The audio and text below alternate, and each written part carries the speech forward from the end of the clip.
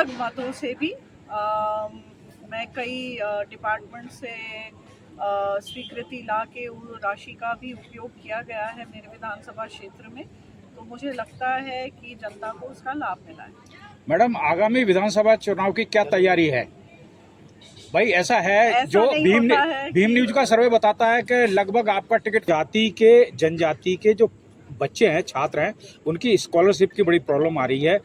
यहाँ पता किया तो पता लगा कि सेंट्रल का जो शेयर है ना, वो प्रॉपर नहीं पहुँच पाता। तो बीइंग अ लीडर, चूंकि आपकी सरकार है, तो क्या आप इस मामले में कुछ मेरा मतलब प्रदेश या राष्ट्रीय नेतृत्व को, क्योंकि आपके पास अभी सब लोग आएंगे। ऐसा है ना कि जो भी योजना ठीक से ये सरकार, ये जो प्रदेश में सरकार है वो नहीं चला सकती, वो केंद्र सरकार पे ये ढोल देते हैं। नहीं मैम, 75% है ना। नहीं, मैं आपको बताऊं, ऐसे मैंने विधानसभा में मैंने एक प्रश्न भी उठाया था। ये योजनाएं चालू कर देते हैं पर उनको धरातल पे क्रियान्वित नहीं करते। और जब मैंने ये क्वेश्चन उठाया था, वो भी श्रमिकों के बच्चों के लिए योजना थी, तो ये जानकारी में ये बोलते हैं कि जब उस योजना और उस योजना में पैसा होगा तो इस योजना में हम देंगे। तो अब जिस दिन आपने योजना की घोषणा की थी तो आपने कुछ तो बजट लगा रखा होगा ना उसके लिए। और जो हमारे केंद्र में नेतृत्व कर रहे हैं प्रधानमंत्री नरेंद्र मोदी जी, उनके कुशल नेतृत्व में जो भी योजनाएं की घोषणा की गई है, वो आप देखेंगे कि धरातल पे आपको उसका लाभ दिखाई देगा। मैडम, फिर भी आपसे निवेदन है, एक बार प्लीज इसको मॉनिटर कीजिए, कहाँ बैरियर्स हैं। बैरियर्स तो ये प्रदेश की सरकार ही है, कांग्रेस की सरकार ही है, वो ही बैरियर है। भीम न्यूज को समय दिया, बहुत बहुत धन्यवाद।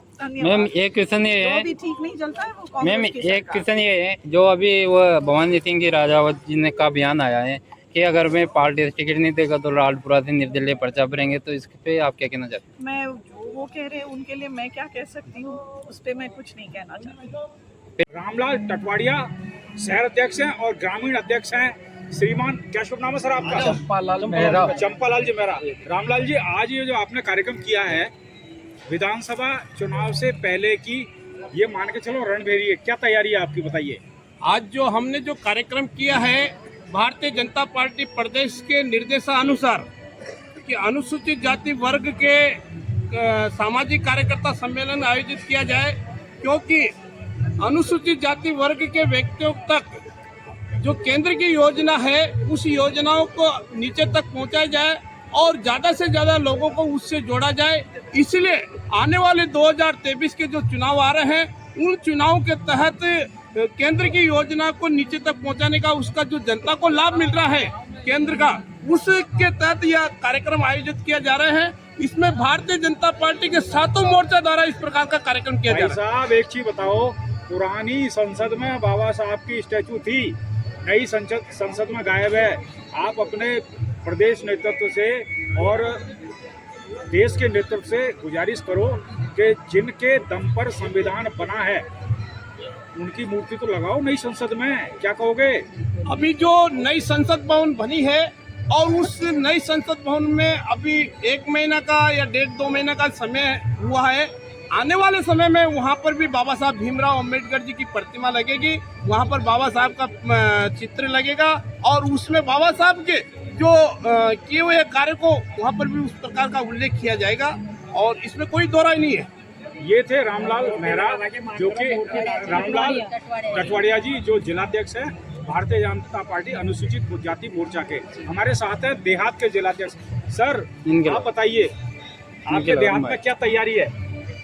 भारतीय जनता पार्टी प्रदेश नेतृत्व के द्वारा हमें 3 महीने से सामाजिक जनसंपर्क कार्यक्रम का आयोजन हो रहा है और हम लगातार अनुसूचित जाति वर्ग में ये जनसंपर्क कर रहे हैं। इसमें अनुसूचित जाति वर्ग में जो लाभान्वित है, हम उनके घर घर जाकर उनसे संपर्क कर रहे हैं और उनसे ये पूछ रहे हैं कि लाभान्वित जो योजना है, यदि उनका लाभ आपको मिल रहा है और आगे आप क्या क्या लाभ चाहते हो, और जो वंचित हैं उनसे भी ये पूछ रहे हैं। मेरा साहब, अभी मैंने आपका भाषण सुना, आपके भाषण में आपने पूरे 10 मिनट के भाषण में कम से कम 500 बार बाबा साहब का नाम लिया।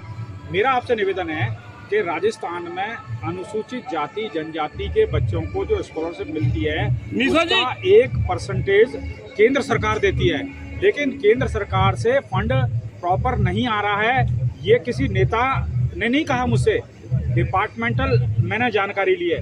मेरा आपसे गुजारिश है कि क्या आप अपने प्रदेश के नेताओं से या देश के नेताओं से गुजारिश करोगे कि जो गरीब आदमी का बच्चा ब्याज पे पैसे लेके कोटा में पढ़ने आता है, उसको टाइम पर यदि स्कॉलरशिप नहीं मिलेगी तो उसकी पढ़ाई कैसे सुचारू होगी? इसके लिए मैं ये बता दूं कि भारतीय जनता पार्टी की जब से केंद्र में सरकार बनी, जो पहले इस मद में खर्च होता था, इससे तिगुना राशि नरेंद्र मोदी जी के कार्यकाल में बढ़ी है।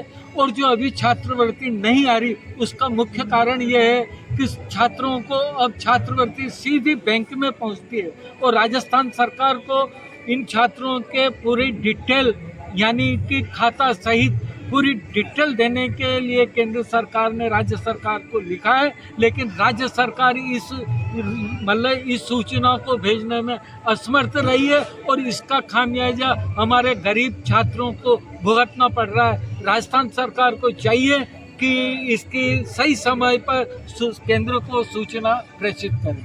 धन्यवाद।